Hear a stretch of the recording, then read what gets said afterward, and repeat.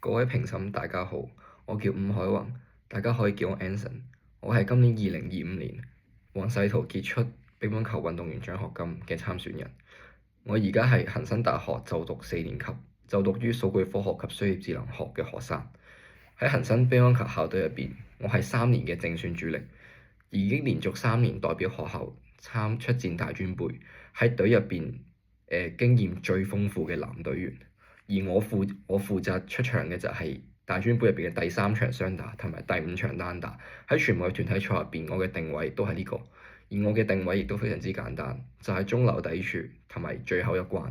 點解我咁講呢？係因為基本上喺我出場嗰陣時，通常隊伍亦都係落後於2局嘅情況下，需要我去為球隊保住最後爭取勝利嘅希望。或者最後比分喺2-2嘅時候，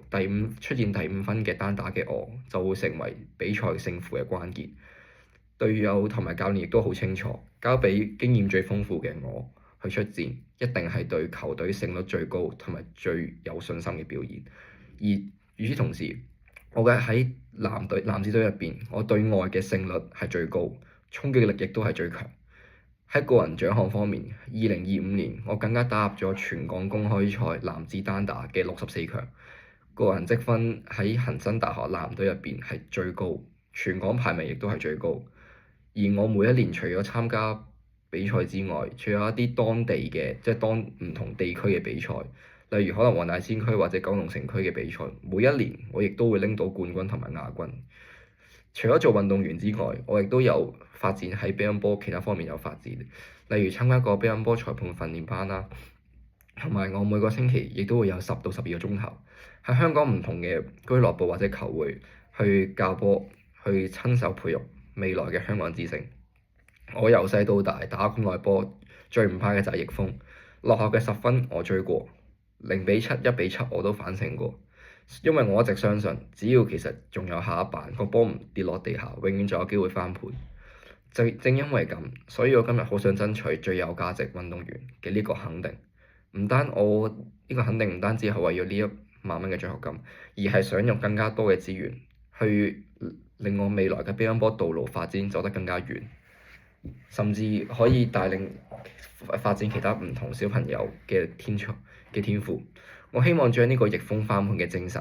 傳遞俾每一個同我一齊落過行嘅人。接落嚟，我想同大家分享我點樣喺恒生大學入邊實踐呢個體育使命。恒生大學一直強調 liberal and professional 嘅教學理念。喺體育方面，佢嘅使命係透過運動培養學生嘅全人發展、領導力同埋社會責任感，仲要推廣全民嘅運動文化，俾唔同年齡背景嘅人亦都可以感受到運動嘅樂趣同埋價值。我作為一個乒乓波校隊嘅重要成員，深深咁認同呢個使命。過去3年，我同隊友一齊努力，將呢個理念實踐出嚟。首先，我哋喺校內亦都有推廣乒乓波，係希望改變同學對運動嘅印象。恒生大學嘅李兆基綜合大樓有好完善嘅乒乓波設施。我之前亦都有同教練提及過，喺學校開始一啲乒乓波訓練班，而我亦都清楚知道上一個年度學校亦都有聽從我哋嘅建議，有順利推行。與此同時，如果我之後未來仲有機會嘅話，我都會同體育部或者教練去提及，有冇機會喺學校舉辦一個小型嘅乒乓波挑戰賽，俾全部恒大嘅同學或者師生有一個機會去接觸乒乓波或者推行乒乓波文化。與此同時，我亦都會有一啲時間作為教練，可以去少少指導下有興趣想學波嘅同學。除咗喺校內入邊，如果我有機會嘅話，我亦都想向周邊嘅社區發展，因為大學係有呢個嘅社會責任。我哋身為大學嘅學生，應該首當其衝咁作為先鋒去推行呢件事。我哋亦都會將乒乓波帶到去社區，參考咗恒生大學同埋香港賽馬會合作嘅住宿書院嘅理念，呢個社堂理念，強調喺服務社會。我哋嘅諗法係同隊友、同學生事務處一齊搞一個乒乓波樂動社區嘅計劃，而呢一個計劃係可以令我哋每個月亦都可以去沙田或者去周邊嘅社區中心，可能去免費義教一啲小朋友或者長者去打乒乓波。從呢個活動入邊可以加強同社會嘅聯繫，令到社會知道我哋恒大嘅學生同埋恒星大學係有積極去做呢件事，同時培養小朋友對乒乓波嘅興趣，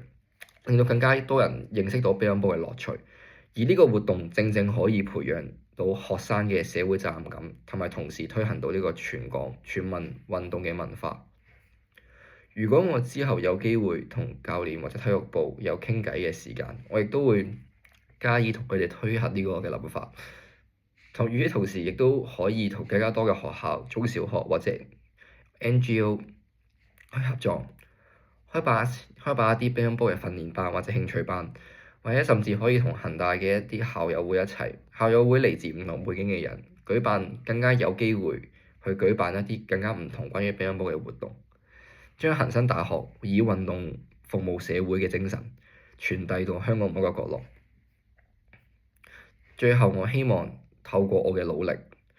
恒生大學嘅體育使命可以喺恒大同埋社區入邊開花結果，令到更加多人感受到運動嘅力量。而最後，我想講一個乒乓波點樣可以改變到我嘅故事。喺2025年嘅都會杯，亦都係一次團體賽。喺我同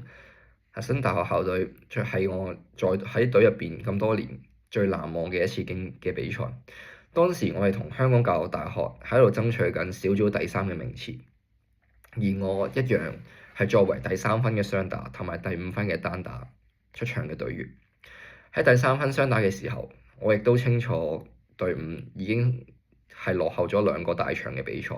一定需要我去將呢一場比賽拎咗落嚟先有機會保住我哋係對於教育大學呢一場比賽嘅爭勝嘅希望。喺比賽嘅開始嘅時候，我同我嘅雙打伙伴有啲唔係好適應對手嘅打法同埋發球，所以先至會落後比分。但係我之後同伙伴慢慢咁解釋，然之後放平心態，去揾出對手嘅漏洞，而且運用喺我多年隊入邊比賽嘅經驗去解讀對手，然之後面對每一分，就揾到對面嘅漏洞，然之後同我嘅伙伴咬緊牙關，一分一分咁樣追，由3-7追到5-7，追到9-9，而最後我哋3-1嘅局數去贏出呢個嘅雙打比賽。然之後將個比分就拉翻去到1-2。咁然之後第4場雙打，我嘅隊友亦都係因為我哋嘅第3場嘅勝利而鼓舞到士氣，大大增強咗呢個嘅信心，所以好彩咁都贏咗。咁將個比分拉到去2-2。咁然之後去到第五場嘅單打比賽，亦都係由我出場。咁我就會承載住同全隊有機會反敗為勝嘅希望同埋壓力去打呢個比賽。喺出場之前，而我對對手亦都會有了解到，亦都知道對手嘅水平同我差唔多，甚至可能好我少少。但係我根據我嘅了解，乒乓波係一個競技嘅運動，波係圓嘅，非常之考驗球員嘅臨場心理狀態同埋表現。而當時嘅我亦都冇怯場，放平心態咁去放鬆去搏對手。咁最後就順利咁取勝到，成功帶領成隊波讓2追3，用我一己之力拎到2分，贏出呢個比賽。雖然呢個比賽對整個賽果嚟講唔係話好重要，但係佢對於我哋球隊，對於我哋男子隊嚟講，係一場非常之得嚟不易嘅勝利，